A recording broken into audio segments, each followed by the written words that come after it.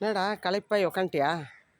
ஆட்டம் போட்டு களைப்பாய் உக்காண்ட்டியா? அப்படியே இந்த பொம்மையை எடுத்து போய் இந்த சென்னையில் என்ன இடம் அது பொம்மைங்க விற்கிற இடம் சென்னையில் பாண்டி பஜார் கரெக்டு. அந்த பாண்டி பஜாரில் எடுத்து போய் இந்த பொம்மையை வச்சுட்டா பொழுது போகிறதுன்னா கொண்டு வச்ச ஒரு 10 நிமிஷத்தில் ₹1,00,000 விற்கும்.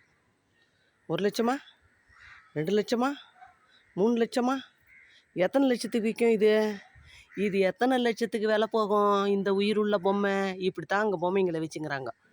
வாங்கியாந்து வீட்டில் வச்சுக்கிறாங்க. ஆனால் இந்த பொம்மையை கொண்டு போய் பாண்டி பஜாரில் வச்சோம்னா லட்சம், 1,00,000 இல்லை, 10 லட்சம் இல்லை, 1,00,00,000 கொடுத்தா கூட இந்த பொம்மையை நாங்கள் கொடுக்க மாட்டோம். இந்த பொம்மை எங்கள் பொம்மையாச்சே, எங்கள் பொம்மையை கொடுக்கவே மாட்டோம். அது ஓடுது பத்தியா இந்த பொம்மை அங்கே வச்சாலும் இப்படி தான் ஒரு 5 நிமிஷத்துல எழுந்து உலாத்த ஆரம்பிச்சிதுன்னா அங்கே இருக்கிறவங்களாம் ஒரே ஓட்டம் ஓடுவாங்க. அப்புறம் நாய் கடிக்க வந்ததுன்னு புகார் கொடுப்பாங்க. அப்போ இந்த பொம்மை எங்கே போவோம்? அதனால் நீ வீட்டிலே இரு லட்சணமா. இவ்வளோ பெரிய இடம் உனக்கு இது பார், எவ்வளோ பெரிய ஒரு ரூமு உனக்கு, இவ்வளோ பெரிய இடம்.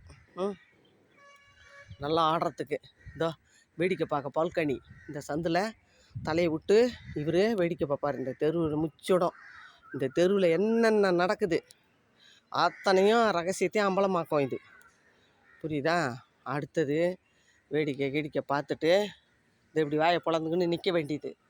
அப்புறம் எங்கள் பப்பிக்கு என்ன பண்ணும்? குடு குடு குடு குடு குடு குடு குடு குடு குடுன்னு கீழே வரும். இந்த படிக்கட்டு வழியாக கீழே வந்து இதோ இப்படி வந்து இதோ அதோட இடம் வீட்டுக்குள்ளே வந்துடும்.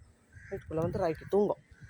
இப்போ ஆட்டம் இந்த பொம்மை பாண்டி பஜார் பொம்மை இல்லை, இது மாமல்லபுரத்து பொம்மை, இது மாமல்லபுரத்து பொம்மை, எங்கள் மாமல்லபுரத்து பப்பி, எங்கள் பப்பி குட்டி.